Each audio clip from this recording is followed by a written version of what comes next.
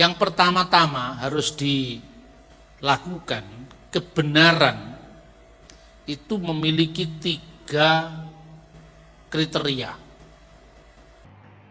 Shalom, salam sejahtera dalam kasih Tuhan kita Yesus Kristus. Pada kesempatan ini saya akan membahas satu ulasan yang sangat penting dan menarik dengan judul 3 kriteria kebenaran menurut Dr. Bambang Nursena. Tanpa panjang lebar, mari terlebih dahulu kita simak dan saksikan dulu penjelasan dari hambanya Dr. Bambang Nursena berikut ini. Apakah kita bisa membatasi Kristus seolah-olah Kristus tidak bekerja di luar komunitas kita? Tetapi sebaliknya, apakah dengan fakta ini kita menjadi permisif bahwa seolah-olah semuanya sama saja? Nah, ini yang hendak kita tekankan sekarang. Yang pertama-tama harus dilakukan, kebenaran itu memiliki 3 kriteria. Yang pertama adalah kebenaran secara ajaran. Bahasa Yunaninya ortodoksia. Ortos itu artinya lurus, doksa itu pengajaran. Pengajaran yang lurus. Dan yang kedua terkait erat dengan ortodoksia itu adalah ortolatria. Ortos itu lurus, latria itu penyembahan. Penyembahan yang benar, penyembahan yang lurus. Dan yang ketiga itu yang dikenal dengan ortopraksia. Praksis itu artinya perilaku, perbuatan. Maka perbuatan yang benar atau perbuatan yang lurus. Baik Bapak Ibu Saudara, tadi kita sudah menyimak, menyaksikan dan mendengarkan penjelasan yang sudah dipaparkan oleh hambanya Dr. Bambang Nursena. Terus terang pemikiran beliau sangat menguatkan sekaligus dan mencerahkan kepada saya secara pribadi. Itu sebabnya ada antusias dan semangat yang tinggi bagi saya untuk men-share dan membagikan opini atau pemikiran yang merupakan pengajaran yang sangat jelas terang benderang kepada Bapak Ibu Saudara. Dengan kata lain, kalau saya merasa sangat diberkati secara luar biasa dengan apa yang dijabarkan atau diterangkan oleh hambanya Dr. Bambang Nursena, maka dengan harapan dan kerinduan yang sama, Bapak Ibu Saudara juga menikmati dan merasakan hal yang sama. Beliau berkata begini, apakah kita bisa membatasi Kristus seolah-olah Kristus tidak bekerja di luar komunitas kita? Untuk menjawab pertanyaan ini, tentunya Kristus hadir bukan hanya untuk kelompok atau oknum tertentu. Yesus hadir untuk seluruh umat manusia. Dan bukan hanya itu, Yesus bisa bekerja dengan berbagai cara, bisa memakai apapun dan siapapun. Yang penting, koridor atau standar ukurannya adalah ketika seseorang memberitakan tentang Kristus, kerinduan dan harapan kita, mereka memberitakannya dengan motivasi, dengan maksud-maksud yang lurus dan benar. Bahkan Rasul Paulus pernah berkata kepada jemaat Filipi, ada orang yang memberitakan Kristus dengan motivasi yang salah, dangkal, miskin, dan sempit. Tetapi di sisi lain, ada juga orang yang memberitakan Kristus dengan motivasi yang murni. Rasul Paulus berkata, apakah mereka memberitakan Kristus dengan motivasi yang benar atau dengan motivasi yang salah? Tidak apa-apa bagi Rasul Paulus. Yang penting Kristus juga yang diberitakan. Dan dalam sebuah kesempatan murid-murid Yesus pernah berkata kepada Yesus, ada orang lain yang tidak termasuk kepada kelompok kita, di mana mereka melakukan tanda-tanda perbuatan mujizat demi namamu, padahal mereka tidak termasuk kelompok kita. Yesus pun menjawab, biarkan mereka melakukan itu, karena tidak mungkin dalam waktu yang sama dia misalnya membuat mujizat atau mengusir setan demi namaku, dalam waktu yang sama dia justru menghujat aku. Biarkan mereka melakukan itu. Siapa yang tidak berseberangan dengan kita, dia ada di pihak kita. Bahkan sampai Yesus berkata, barang siapa memberikan segelas air kepada salah seorang hambaku yang hina ini, karena dia adalah pengikut Kristus atau pengikutku, maka ia tidak akan kehilangan upahnya. Jadi dari sini jelas terlihat Bapak Ibu Saudara, siapapun bisa dipakai oleh Tuhan. Bahkan sebenarnya kalau kita jujur dan terbuka, hal itu yang akan mengingatkan kita, menyadarkan kita, jangan sampai kita ini merasa lebih superior daripada orang-orang lain di luar sana. Karena mereka itu secara langsung atau tidak langsung bisa juga dipakai oleh Tuhan menjadi alat dalam tangannya. Tentu kita tahu bersama, dalam sebuah kesempatan pernah bangsa Israel dibuang ke Asyur, ibu kota Niniwe. Pernah juga dibuang ke Babel oleh Raja Nebukadnezar. Tapi dalam kesempatan momen generasi berikutnya, justru yang dipakai oleh Tuhan mengembalikan umat Israel dari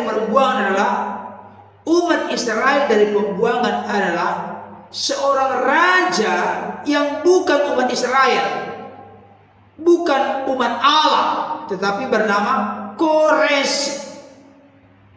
Dia bisa dipakai oleh Tuhan. Justru kalau Tuhan bisa memakai apa saja dan siapa saja, maka hal ini akan mengingatkan, menyadarkan kita, kalau kita dipakai oleh Tuhan, biarlah kita ini menjadi orang yang tetap rendah hati. Kita dipakai bukan karena kelebihan kehebatan kita, tapi karena kasih karunia-Nya yang berkenan dinyatakan dalam hidup kita. Apakah dengan orang lain dipakai oleh Tuhan untuk menyatakan sesuatu demi kemuliaan namanya? Barangkali dia belum mengaku orang Kristen. Apakah dengan demikian kita menjadi pesimis atau kita menjadi permisif bahwa segala sesuatu itu seolah-olah sama saja semuanya? Oh tidak. Tetap kita memiliki nilai yang sangat jelas dan tepat dalam kekristenan, bahwa keselamatan tidak ada di dalam siapapun juga selain di dalam nama Yesus yang olehnya kita dapat diselamatkan. Yesus berkata, akulah jalan, kebenaran dan hidup, tidak ada seorang pun yang sampai kepada Bapa kalau tidak melalui aku. Jadi bukan berarti seolah-olah menjadi sama saja. Mau Kristen, mau pengikut Kristus, mau percaya Yesus, mau tidak, sama saja. Bukan jadi sama saja Bapak Ibu Saudara. tetap nilai-nilai eksklusif yang dimiliki oleh setiap agama, termasuk orang Kristen. Tidak ada jalan lain ke surga kecuali melalui Yesus. Itu jelas. Hal berikutnya yang saya sangat diberkati dengan pernyataan atau penjelasan dari hambanya Dr. Bambang Nursena ketika beliau menjelaskan tentang 3 kriteria kebenaran. Begitu eksplisit, begitu singkat, jelas dan padat, tetapi menjadi sebuah hafalan yang menarik bagi kita. Kebenaran itu disebut kebenaran ketika ada di dalamnya ortodoksia. Orto itu lurus, doksa itu pengajaran. Pengajaran yang lurus, pengajaran yang benar. Memang benar. Bagaimana kriteria pengajaran yang benar? Ya, pengajaran yang berlandaskan firman Tuhan. Saya teringat dengan satu ayat firman Tuhan yang berkata dalam Yohanes 17 ayat 17. Kuduskanlah mereka dengan kebenaran, firman-Mu adalah kebenaran. Maka Rasul Paulus mengingatkan kepada anak rohaninya Timotius, awasilah dirimu, awasilah ajaranmu.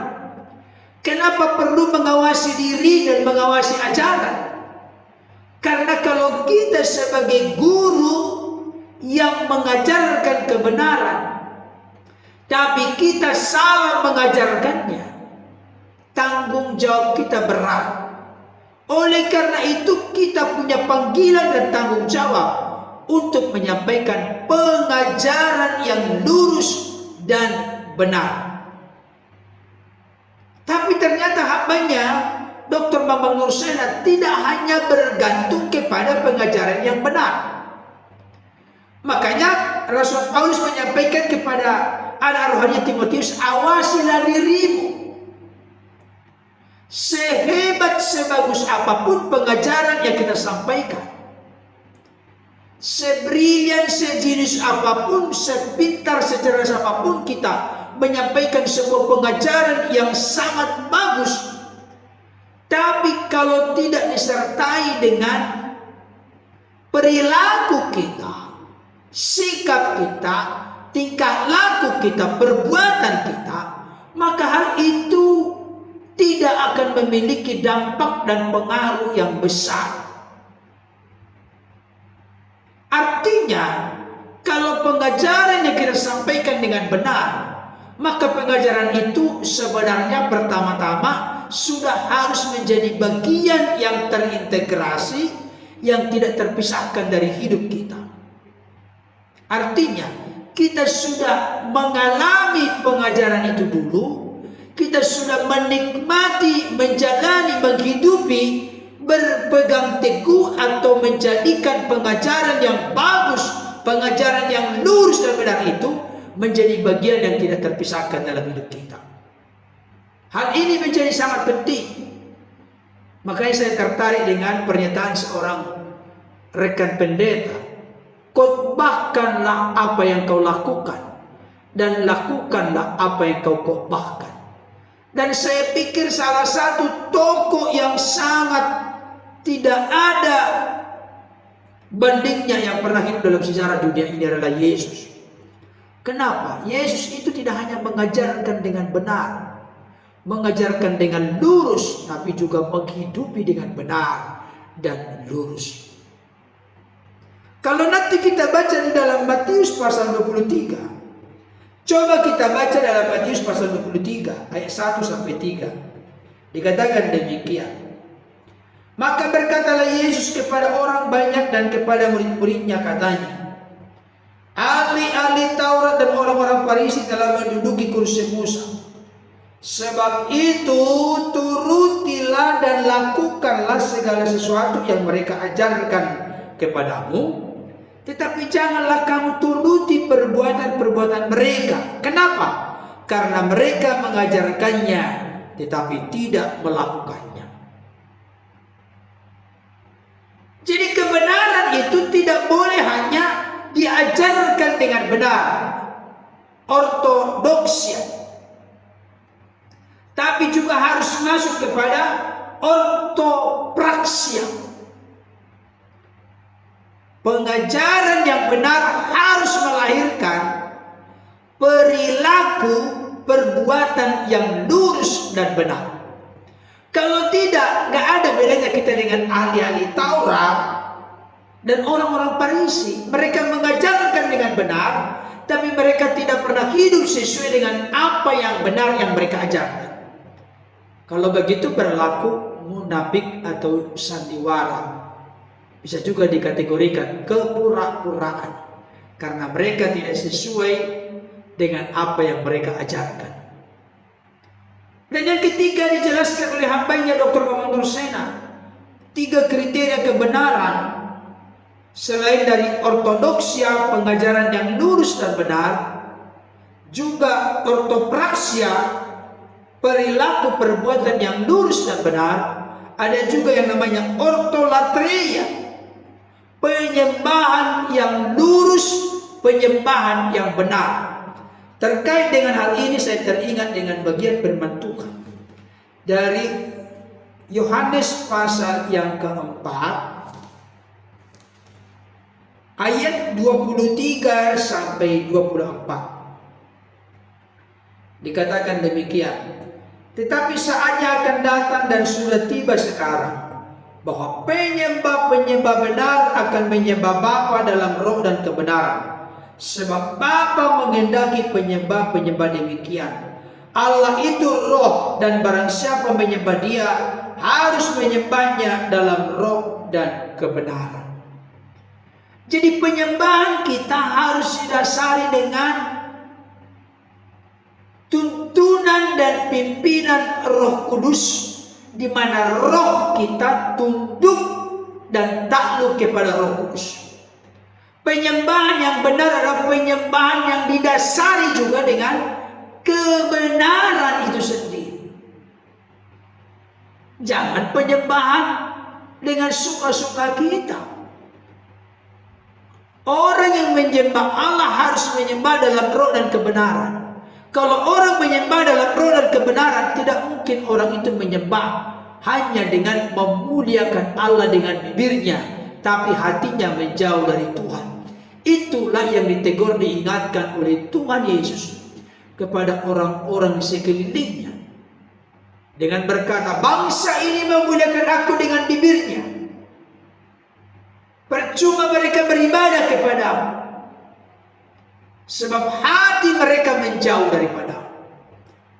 Tapi kalau kita memiliki penyembahan yang benar, hati kita, hidup kita memiliki kemurnian, ketulusan, kesungguhan, keikhlasan kepada Tuhan. Penyembahan yang demikian adalah penyembahan yang dikehendaki oleh Tuhan.